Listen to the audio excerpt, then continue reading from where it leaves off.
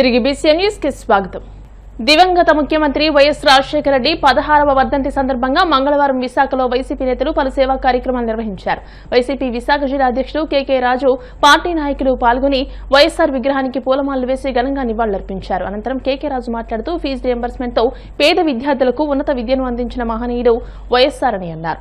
ఉచిత విద్యుత్తో రైతన్న సాగుకు అండగా నిలిచారని అన్నారు. మైనార్టీలకు 4% రిజర్వేషన్లు, నక్సలిజాన్ని రూపుమాపి రాష్ట్రంలో శాంతి భద్రతలను గాడిలో పెట్టిన మహానేతని కొనియాడారు. ఆలోచన ధోరణి ముందుకు తీసుకెళ్లడం కోసం ఆయన దగ్గర నుంచి కష్టపడి పనిచేయటం, మాట మీద నిలబట్టాను వారసత్వంగా పుచ్చుకున్న మనందరి ప్రీతమ నాయకులు శ్రీ వైఎస్ జగన్మోహన్ రెడ్డి గారి వెన్నంటి మనందరం కూడా నడిచి రాజశేఖర రెడ్డి గారి యొక్క ఆలోచనలు, ఆయన ఆకాంక్షల్ని, ఆయన ఆశయాలను కూడా కొనసాగించి ఆయన ఆత్మకి సంపూర్ణ శాంతి చేకూరే విధంగా మనందరూ కూడా భవిష్యత్తులో కృషి చేయాలని అందరినీ కూడా విజ్ఞప్తి చేస్తూ, రాజశేఖర రెడ్డి గారి గురించి, ఆయన చరిత్ర గురించి ఇంకా కూడా మా ప్రజల్లో ఇప్పటికీ కూడా చర్చించుకునే విధంగా మన కార్యక్రమాలు రూపొందించడంతో పాటు, ఎందుకంటే ఈరోజు ఎవరు ఏమన్నా రాజశేఖర రెడ్డి గారు కోట్లాది మంది ప్రజల గుండెల్లో సుస్థిరమైన సాధనాన్ని సంపాదించుకున్నారు.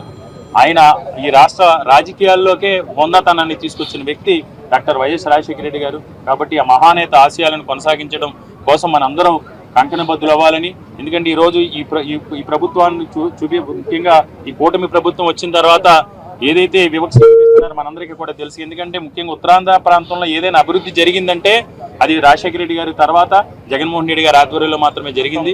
అన్ని రకాల వనరులు ఉన్న ప్రాంతం, ఈ దేశానికే తలమానికంగా విశాఖపట్నాన్ని కానీ ఉత్తరాంధ్ర ప్రాంతాన్ని కానీ అభివృద్ధి చేయాలని ఆయన కలలు కన్నారు. ఆ కళల సాకారం కోసం భవిష్యత్తులో ఆయన్ని స్ఫూర్తిగా తీసుకుని, ఆయన రాజకీయ పోరాటం గురించి మనం తెలుసు, ఆయన స్ఫూర్తిగా తీసుకుని మనం ఎలాంటి పోరాటానికైనా సిద్ధం కావాలని అందరినీ కూడా విజ్ఞప్తి చేస్తాం. మహానుభావుడు డాక్టర్ వైఎస్ రాజశేఖర రెడ్డి ఒక యుగ పురుషుడు, గ్రేట్ లీడర్ అన్నో. Is an eminent leader. Great కంటే ఎమినెంట్ చాలా గ్రేట్ అనమాట. సర్వెంట్ ఆఫ్ ద సొసైటీ అన్నమాట. సొసైటీకి ఏం కావాలో అది దగ్గరుండి చేసే మహానాయకులు బాబాసాహెబ్ అంబేద్కర్, డాక్టర్ వైఎస్ రాజశేఖర రెడ్డి గారు, జగన్మోహన్ రెడ్డి గారు. అలాంటి కోవలో వచ్చిన వాళ్ళ మాట వీళ్ళందరూ కూడా. Is an emancipator of untouchables, crusader of social injustice. Social injustice అంటే అతను ఇమీడియట్ గా వాయిస్ రేస్ చేసి, అది అసెంబ్లీ అవ్వచ్చు, పార్లమెంట్ అవ్వచ్చు, ఎక్కడైనా సరే ఆ రకంగా కానీ ముస్లింస్ కి 5% రిజర్వేషన్ కల్పించిన మహానుభావుడు డాక్టర్ వైఎస్ రాజశేఖర రెడ్డి అన్నమాట. That is one. Social injustice జరుగుతూ ఉంది ఒక వర్గానికి అని వారేమో ముందు చూపుతో చేశారన్నమాట. ఏదైతే బాబాసాహెబ్ అంబేద్కర్ ఇచ్చారో మన rights, fundamental rights, dignity of life, decent life, ఇవి ఇవ్వాలి నాయకుడు ఎవడైనా సరే అని చెప్పినటువంటి మహానుభావుడు డాక్టర్ వైఎస్ రాజశేఖర రెడ్డి గారు నేను చెప్పి తెలియజేస్తానమాట.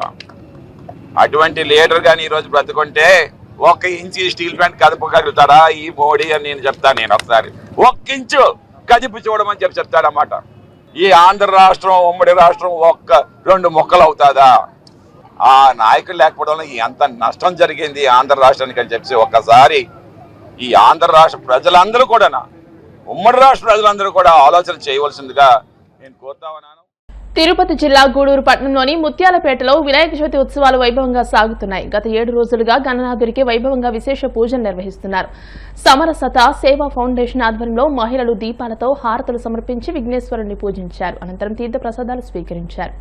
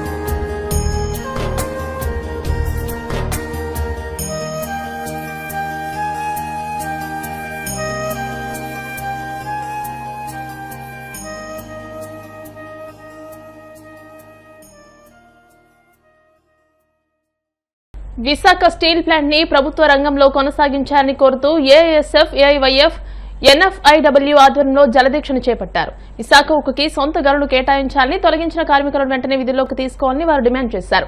32 మంది ప్రాణ త్యాగంతో సాధించుకున్న విశాఖ ఉక్కు కర్మాగారం ప్రైవేట్ పరం చేయడాన్ని ఖండించారు. విశాఖ స్టీల్ ప్లాంట్ ప్రభుత్వ రంగంలోనే కొనసాగుతుందని టీడీపీ రాష్ట్ర అధ్యక్షుడు పల్లా శ్రీనివాసరావు ఇప్పటికీ ప్రజలకు బూటకపు మాటలు చెప్పడాన్ని తీవ్రంగా ఖండించారు.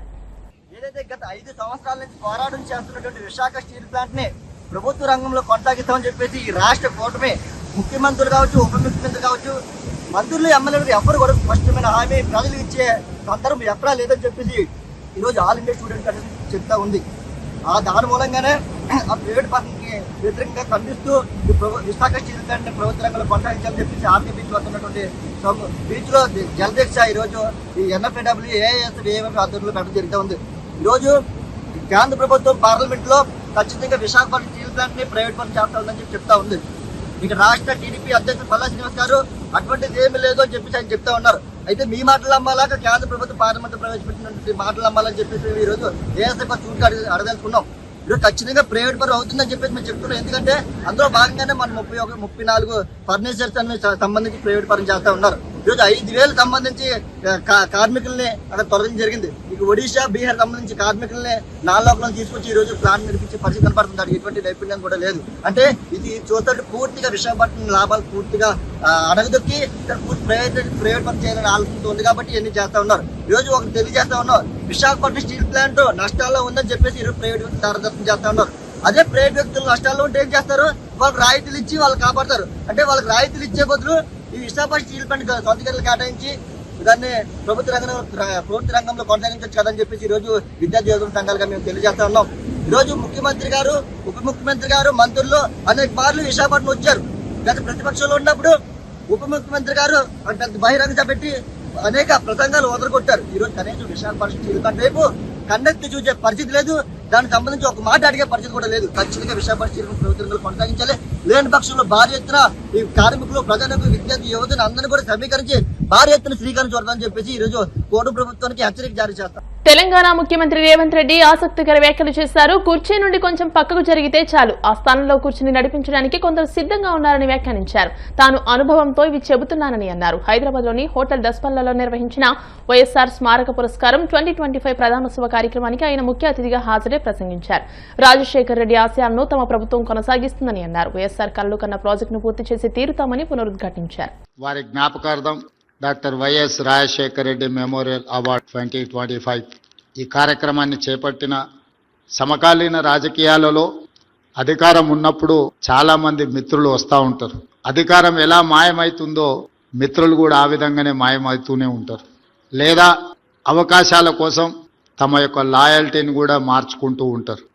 కానీ డాక్టర్ కేవీపీ రామచంద్రరావు గారు చదువుకునే రోజుల నుంచి డాక్టర్ వైఎస్ రాజశేఖర్ రెడ్డి గారి అకాల వీర మరణం పొందే వరకు తోడుగా, నీడగా వారి ఆలోచనలనే అమలు చేస్తూ ఈరోజు కూడా వారి యొక్క ఆలోచనలు కొనసాగించే విధంగా వారు ఏ రైతాంగం కోసం పరితపించిండ్రో, వారు ఏ రైతాంగం వ్యవసాయాన్ని దండగా కాదు వ్యవసాయాన్ని ఒక పండుగలా జరుపుకోవాలని ఆలోచన చేసిండ్రో ఆ ఆలోచనల కొనసాగింపుగానే ఈనాడు doctor YS Rajasekhara Reddy memorial award 2025 వ్యవసాయ రంగంలో ముఖ్యంగా సేంద్రియ వ్యవసాయంలో విశిష్ట సేవలను అందించిన ఈరోజు సుభాష్ పాలేకర్ గారిని, శ్రీమతి సుధా గారిని, నాగేశ్వరరావు గారిని సన్మానించడం ద్వారా రాజశేఖర రెడ్డి గారి యొక్క ఆలోచనను ఆచరణలో కొనసాగించాలని వారు చేస్తున్న ప్రయత్నం ఈరోజు ఈ కార్యక్రమంలో మనందరం కూడా పాల్గొనడం జరిగింది. మిత్రులారా, గతంలో లేదు కానీ నేను ముఖ్యమంత్రిగా బాధ్యతలు చేపట్టిన తర్వాత వారానికి ఒకరో ఇద్దరో కలుస్తూ ఉంటారు. నాకు రాజకీయ అంశాలు ప్రస్తావించిన తర్వాత కాస్త మనం చనువుగా మాట్లాడంగానే నేను నీకు డాక్టర్ కేవీపీ రామచంద్రరావు గారిని అయిపోతానని చెప్తా ఉంటారు. అంటే అని నేను అడిగితే ఇక నువ్వేం పని చేయాల్సిన పని లేదు, అన్నీ నేనే చూసుకుంటాను. అంటే నేను అడిగినప్పుడు ఇక నువ్వేం పని చేయాల్సిన పని లేదు, నేను అన్నీ చూసుకుంటాను. నేను నవ్వి చెప్తా ఉంటాను, ఈ తరానికి ఒకే రాజశేఖర్ రెడ్డి, ఒకే కేవీపీ రామచంద్రరావు ఉంటారు, ఇంకా ప్రత్యామ్నాయం ఎవరు ఉండరు అని. నాకు తెలిసి కేవీపీ రామచంద్రరావు గారు ఊహించిండ్రో ఊహించలేదో నాకు తెలియదు, కానీ చదువుకునే రోజుల్లోనే ఒక మిత్రుడి కోసం తన శక్తినంతా దారపోయాలని నిర్ణయం తీసుకోవడం అనేది ఒక గొప్ప నిర్ణయం. ఆ రోజు ఎవరికీ తెలియదు రాజశేఖర రెడ్డి గారు ₹1 డాక్టర్గా ఉంటారని, పేదలకు సేవలు అందించాలని రాజారెడ్డి గారు భావించి ఉండవచ్చు. వారితో పాటే చదువుకున్న కేవీపీ రామచంద్రరావు గారు కూడా జీవితంలో ఏదో ఒకటి కావాలనే డాక్టర్గా చేరుంటారు కదా. కానీ వారు రాజశేఖర రెడ్డి ఏదైనా అది నేను అయినట్టుగానే భావించి ఆ రోజు నుంచి మొదటిసారి శాసనసభ్యుడిగా ఎన్నికైన వైఎస్ రాజశేఖర రెడ్డి గారు మొదటిసారి మంత్రిగా కూడా బాధ్యతలు చేపట్టింది. వార్తలు ముగించే ముందు ముఖ్యాంశాలు మరోసారి. పెండ్లిమర్రిలో అధునాతన డిగ్రీ కళాశాల భవనాలను ప్రారంభించిన మంత్రి నారా లోకేష్, కళాశాలలో మౌలిక సదుపాయాల కల్పనకు చర్యలు తీసుకుంటామని హామీ.